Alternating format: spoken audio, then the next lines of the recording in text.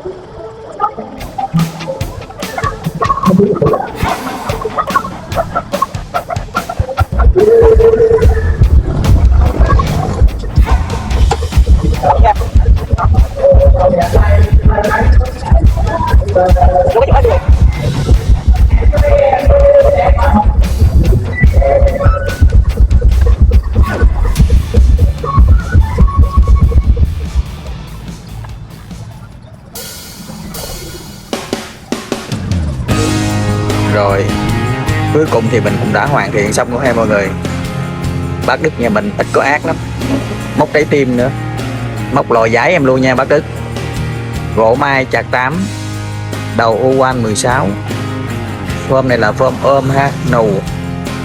Cái này thì mình làm tặng cho bác Đức ở Quảng Trị ha mọi người. Gỗ mai, nhánh mai của gốc mai cổ thụ. Không có việc gì khó, chỉ sợ mình không làm thôi nha mọi người. Rồi video làm ná của mình đến đây là kết thúc nha. Các bạn nào xem thấy hay cho mình đăng ký kênh cũng như là một lượt like để giúp mình có thêm động lực làm những cái video tiếp theo luôn ha.